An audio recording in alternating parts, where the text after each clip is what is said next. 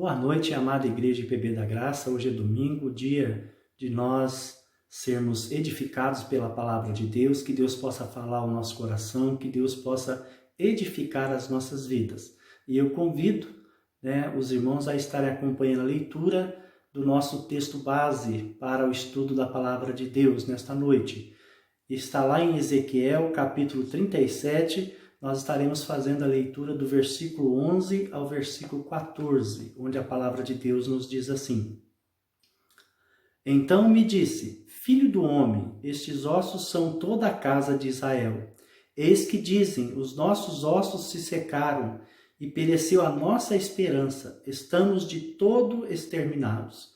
Portanto, profetiza e dize-lhes, assim diz o Senhor Deus, eis que abrirei a vossa sepultura e vos farei sair dela, ó povo meu, e vos trarei a terra de Israel. Sabereis que eu sou o Senhor, quando eu abrir a vossa sepultura e vos fazer sair dela, ó povo meu. Porei em vós o meu espírito, e vivereis e vos estabelecerei na vossa própria terra. Então sabereis que eu, o Senhor, disse isto e o fiz, diz o Senhor. Amém? Que Deus abençoe as nossas vidas. O tema do estudo é No Vale de Ossos Secos, Deus é vida. Já pensou que maravilhoso, meus irmãos? No Vale de Ossos Secos, Deus é vida. A palavra de Deus, ela é vida, ela salva, ela edifica. A palavra de Deus, ela sustenta. A palavra de Deus é que nos deixa de pé, na verdade, Meus irmãos, você já se sentiu, inútil alguma vez na sua vida? A palavra de Deus nos diz para nós que, nós somos inúteis, na verdade, Nos dias do profeta Ezequiel, as pessoas estavam se sentindo inúteis. Estavam se sentindo mortas, na verdade. Na verdade, como que podemos sair dessa situação? Como que nós podemos sair dessa situação? A primeira coisa que nós precisamos de entender é que Deus, ele conhece tudo. Quando nós olhamos lá no versículo 1 e no versículo 2, olha só o que a palavra de Deus nos diz. Veio sobre mim a mão do Senhor, ele me levou pelo Espírito do Senhor e me deixou no meio de um vale que estava cheio de ossos e me fez andar ao redor deles. Eram muito numerosos na superfície do vale e estavam sequíssimos. Então, na verdade, Deus conhece tudo. Deus conhecia o coração, conhecia o estado em que o povo estava vivendo, que o povo estava sentindo, na verdade. Então, eles estavam se sentindo mortos, inúteis.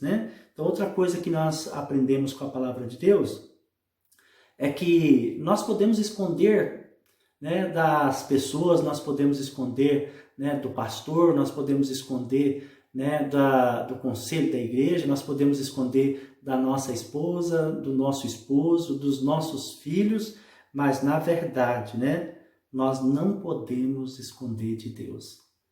Deus sabe tudo, Deus vê tudo, Então o nosso Deus, ele é onisciente, o nosso Deus, ele é onipresente, Então nós precisamos de entender que Deus, ele é onisciente porque ele conhece todas as coisas, tem ciência de todas as coisas, Ele sabe todas as coisas e ele é onipresente porque ele está presente a todo momento conosco. Quando nós estamos pecando, ele está conosco. Quando nós estamos glorificando o nome dele, ele está conosco em todo momento. Então Deus, ele está conosco. Não tem como esconder de Deus nada, A segunda coisa, que nós precisamos entender que Deus, ele irá agir, na nossa vida.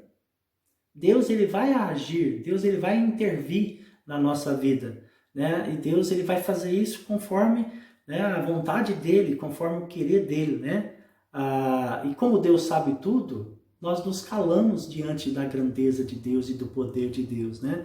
Então olha só o que falar no versículo 3 de Ezequiel capítulo 37. Olha só o que Deus fala no versículo 3. Então me perguntou, filho do homem, acaso poderão reviver esses ossos? Respondi, Senhor, Deus, tu o sabes. Então Deus sabe todas as coisas. Não adianta nós querermos, né, na verdade, dialogar com Deus ou discutir com Deus, se Deus ele já sabe todas as coisas, sabe também verdadeiramente qual é o sentimento que nós temos no coração, ou se não aquilo que nós queremos perguntar para Ele, né? A terceira coisa que nós aprendemos no texto aqui de Ezequiel capítulo 37, que nós devemos buscar, né, auxílio de Deus. Meus irmãos, há momento da nossa vida que não tem saída, há momento da nossa vida que só o auxílio de Deus, só o socorro de Deus vai fazer diferença na nossa vida, ou vai mudar as nossas vidas, ou vai trazer esperança à nossa vida, ao nosso coração, é que vai transformar as nossas vidas. Isso só vai acontecer quando nós pedirmos auxílio do Senhor, quando nós pedirmos socorro do Senhor, né? Aqui no versículo 4, né? Olha só o que a palavra de Deus nos ensina no capítulo 37, versículo 4 de Ezequiel. Olha só o que fala aqui no versículo 4. Disse-me ele, profetiza a estes ossos e dize-lhes, ossos secos, ouvi a palavra do Senhor. Né? Então, olha só, né? Deus pediu para o profeta Ezequiel para ele profetizar, né?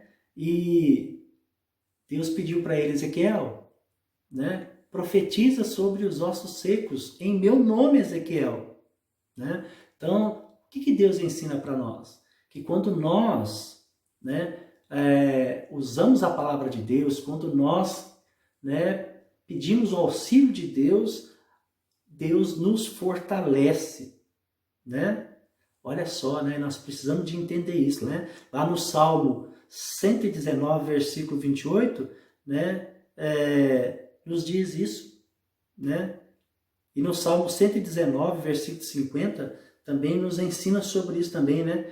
Que Deus, ele nos vivifica, né? Olha só, que Deus nos fortalece. É isso que a palavra de Deus ensina para nós, meus irmãos, né? Olha só que também ensina também, né? E nos dá também a alegria de entender, né, como que Deus é grandioso, como que Deus é maravilhoso, né? Quando nós olhamos para a palavra de Deus e também para os grandes pregadores que pregaram a palavra de Deus, né, que nem Spurgeon, ele fala assim, né, nenhuma língua toca as profundezas de minha natureza como a palavra de Deus, e nenhuma outra produz calma tão profunda dentro do meu espírito. Prefiro-a a todas as forças da natureza, pois a palavra de Deus é a fonte de todo o poder do universo. Suaviza minha memória, ilumina minha esperança, estimula minha imaginação, dirige meu juízo, né? Olha só que coisa maravilhosa, né? Dirige meu juízo, comanda minha vontade e anima meu coração. Olha só que, né? Que mensagem maravilhosa, né? Então, meus irmãos, a quarta coisa que Deus ensina para nós, né? Que nós devemos valorizar a comunhão dos santos, né? A adoração, o culto a Deus, a presença, né, nossa em comunhão ali, congregando, cultuando, adorando a Deus, né? Nós devemos valorizar que isso é algo precioso que Deus dá para nós. São momentos, né, preciosos que não vão voltar mais depois. Cada momento congregando, cada momento junto em comunhão, são momentos, né, preciosos, valorosos. Muitos, né, que já participaram dessa comunhão, desse momento, já partiram e nós lembramos deles, que foram pessoas especiais na nossa vida. A comunhão é como se fosse uma brasa, né, chegando e encostando na outra, e você se aproximando às outras que estão se esfriando para poder aquecer mais, né? Para poder ficar uma brasa mais viva, né? Olha só, né? Milagres acontecem, né? quando nós estamos unidos, né?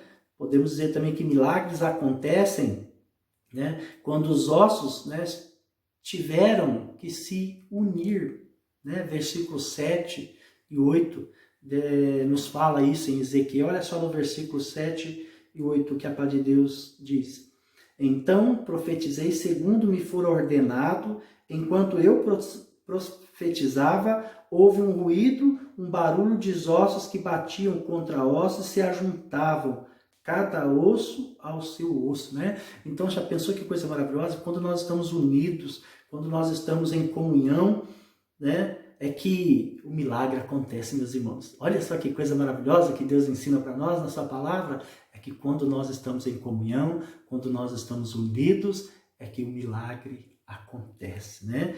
Então, olha só, você pode aceitar o seu irmão apesar das suas, né, indiferenças. Meus irmãos, nós podemos aceitar qualquer irmão, nós podemos perdoar qualquer irmão, nós podemos viver com as indiferenças dos nossos irmãos em comunhão, abençoando uns aos outros, né, para que o milagre aconteça na vida dos nossos irmãos, na nossa vida, na vida da amada igreja, quando ela vive em comunhão uns com os outros, né? Então, a palavra de Deus nos ensina isso. Nós devemos valorizar a comunhão dos santos. Nós devemos agradecer a Deus e ser grato a Deus por esse momento precioso que Deus concede a cada um de nós de congregarmos, de adorar ao Senhor, de cultuar o nosso Deus, né? Meus irmãos, em quinto lugar, né? Dependa do Espírito Santo. Nós precisamos de aprender a depender do Espírito Santo. Muitas vezes nós queremos fazer as coisas por nós mesmos. Meus irmãos, lembra quando eu iniciei, né, o estudo dessa palavra, né, o que Deus ensinou para nós? Deus fala que nós somos inúteis. E aqui, né, Deus está ensinando para nós, olha, você precisa de depender do Espírito Santo, para que você possa ser uma ferramenta poderosa, para que o Espírito Santo faça o quê? Te erga, né? E te capacite, e essa capacidade vem de Deus, né? Então nós precisamos de entender isso, né? Vamos, né, ver o versículo 10, né? O Espírito, ele nos ergue, né? Versículo 10 de Ezequiel 37, olha o que fala aqui no versículo 10, que coisa maravilhosa que Deus pega e fala para nós. Profetizei como ele me ordenara, e o Espírito entrou neles, e viveram e se puseram em pé, um exército sobremodo numeroso, né? Então, quando nós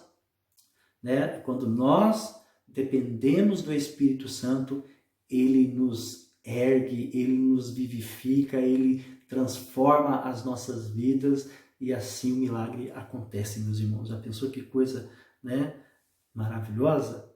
Né? Então nós precisamos de entender isso daí, né? Nós precisamos de entender. Olha só o que diz lá em Zacarias capítulo 4, versículo 6. Você não prevalecerá pela sua força, mas pelo auxílio do Espírito Santo. Já pensou que coisa maravilhosa, né? Então, meus irmãos, o tema foi qual mesmo? No vale de ossos secos, Deus é vida. Já pensou que coisa maravilhosa, né? Deus é Deus de promessas, meus irmãos. Deus quer restaurar a sua casa, a sua vida. Deus quer restaurar a sua igreja. Deus quer restaurar, né, você. Que Deus abençoe a sua vida, que Deus derrame ricas bênçãos na sua vida. Que nessa noite Deus possa, né, derramar o seu Espírito sobre a vida da sua amada igreja, sobre a sua casa, sobre a casa dos nossos filhos, e também que Deus possa derramar do seu Espírito sobre, né, o nosso país, que o nosso país possa ser, né, abençoado pelo nosso Deus, e o Espírito Santo de Deus e o seu fogo consumidor possa cair do céu e curar, né, e fazer milagre na vida de todos aqueles, né, que puderem pegar e ser gratos a Deus, porque Deus, Ele é poderoso, Deus, Ele faz milagres, né? E esse milagre não depende de mim, não depende, né, de nenhum homem. Esse milagre, ele vem de Deus, e Deus, Ele é bom, e Deus, Ele ama o pecador, Ele ama cada um de nós. Amém?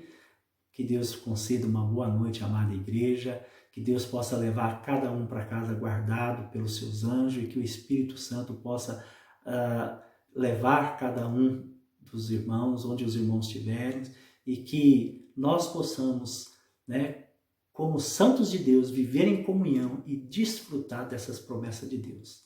Amém e amém.